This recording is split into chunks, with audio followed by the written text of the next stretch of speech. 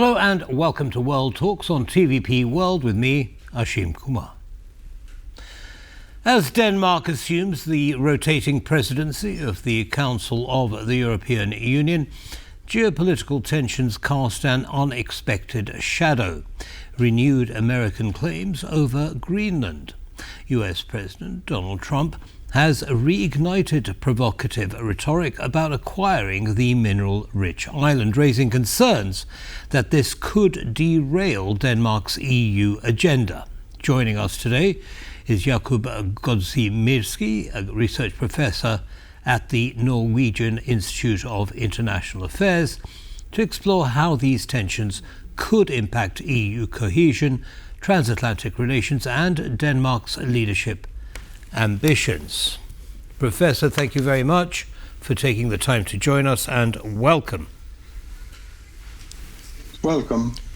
Okay, so before we start, I'd like you please to lay out some of the contours of the situation. So, for example, is Greenland a part of Denmark or is it not? And is Greenland a member of the European Union or is it not? Greenland is definitely a part of the Danish kingdom, but it's not a part of the European Union.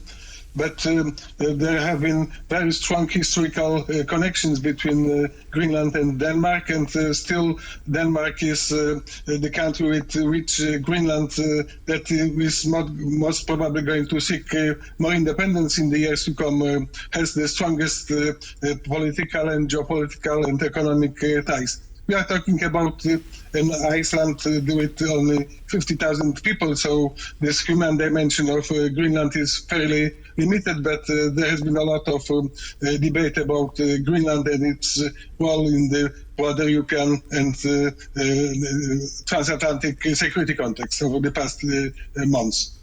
Indeed. Okay, so the charge is being made that President Trump's claims on Greenland are going to in some way influence Denmark's presidency of the Council of the European Union.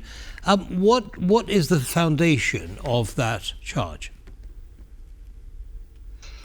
I don't think it's going to have a huge impact on the Danish presidency of the European Union. This is the 8th time in the history that Denmark is going to have this responsibility for the functioning of the European Union, and the presidency is mostly about internal EU affairs and not that much about EU's and Denmark's relations with the outside world, although foreign policy related questions are definitely a part of this picture.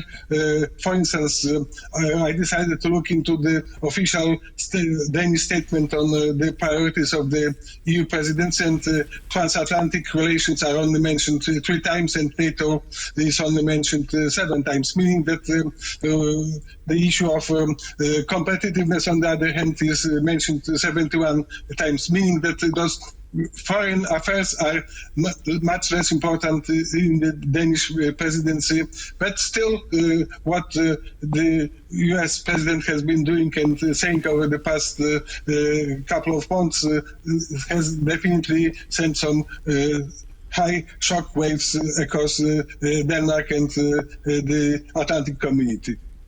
Understood. Now, you talk about the shock waves. This is fairly common, isn't it, for Trump? He tends to do that. He throws out, a grenade and then dials back the rhetoric later. Is that what he might be doing in this case as well? This is the unpredictability of President Trump is one of his trademarks in a way. And on the other hand, we need to understand that Denmark and the United States have had very good relations. Denmark was one of the most eager allies of the United States in Iraq and in Afghanistan, for instance. And they have also developed a very good cooperation on security-related matters waters in Greenland, because the United States has this military base on Greenland. They quite some months ago signed a deal on enlarging this scope of cooperation in Greenland. So there are no reasons why Trump would use, for instance, military power to take control of Greenland, because the United States can, in fact, do whatever they want in Greenland without infringing on Danish and Greenlandic sovereignty. Why this was considered to be a shock, the statements made by Trump, because this was the first time that a NATO country decided to threaten another NATO country with the use of military power to solve some bilateral issues, which is unheard in the history of NATO. Right. Now you mentioned the threat of military force being used against Greenland. Did Trump actually threaten it, or because the quote certainly that I've read is that he said everything is on the table, including military forces. Would you consider that a threat? If he mentions military force as an instrument to be used in order to address this question that he means there is in relations between Denmark and Greenland on one hand and the United States on the other hand, this is definitely something that is not there are no instances in the history of NATO that one NATO country threatens another NATO country with the use of force, because both NATO and the EU are quite often described as security communities. Security community is a group of countries that rule out the use of violent means of power in order to address some discrepancies and problems in their relations. So when Trump mentions the potential use of military power in order to address this issue, this is unheard, and this was what shocked other members of NATO. Certainly it would be shocking if that were to happen. However, given Trump's track record so far, he seems to be focusing his attention on stopping wars rather than on actually taking military action. But as you say, he is unpredictable.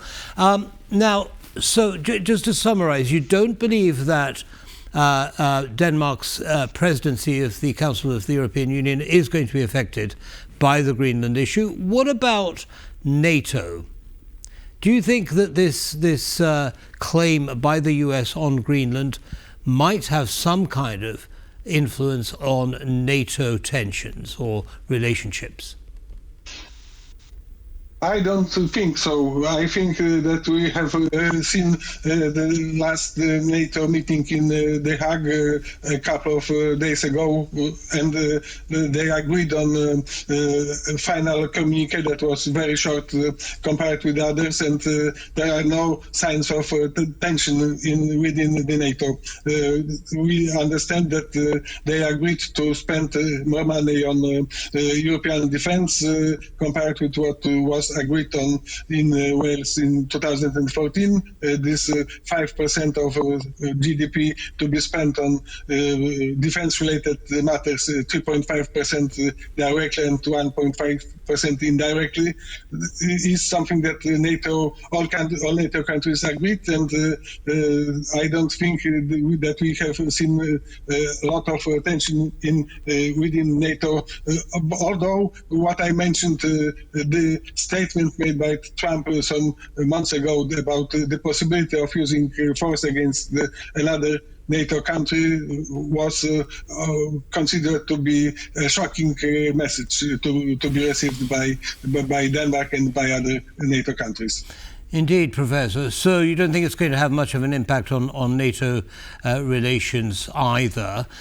Tell me, why is Trump so fixated, if you like, on Greenland? Why is it so important to him? We live in a world with growing tensions between great powers, and when we look at the map, then we discover very quickly that the shortest way for Russian missiles to be sent to the American mainland and the other way around goes over the Arctic. And here comes Greenland's geographic position as an important factor in this context, because the US base on Greenland has as the most important objective to be ready to discover a possible attack on the American mainland coming from the other side of the Arctic Ocean, meaning from Russia. So, and since the tension is growing, then there is this perception of Greenland as an important element in this geopolitical puzzle. With that in mind, Professor, do you think that Trump would be satisfied if the US military presence on Greenland was extended? They have agreed to extend the scope and the level of cooperation also on security-related matters already in the beginning of 1950s, and this was also repeated quite recently by the Danish authorities, that they are open to find other ways of working together with the United States on solving security-related matters, also in Greenland. So this is definitely not the point of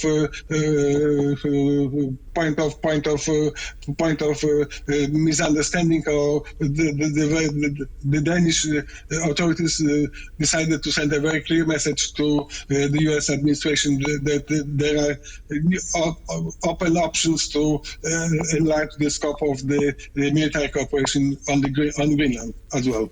Understood. Now, in the last few seconds that we have, Professor, Greenland also has minerals. Do you think Trump might be eyeing some kind of economic relationship with Greenland? This could be the case, although we have to understand that quite recently United States and China have signed a trade agreement, and as a part of this trade agreement, China has decided to give US access to its own rare earths and minerals that are important to have access to when it comes to new technologies. So we must also understand that developing resources in Greenland is quite an expensive and difficult issue due to ice cap covering the whole territory. Understood. Well, we'll see how this all plays out. But in the meantime, Professor Godzimirski, thank you very much indeed for sharing your analysis with our audience. Have a good evening, sir. Thank you very much. Bye-bye. Bye-bye. That brings us to the end of this episode of World Talks. Don't go away, though, lots more coming up. Bye for now.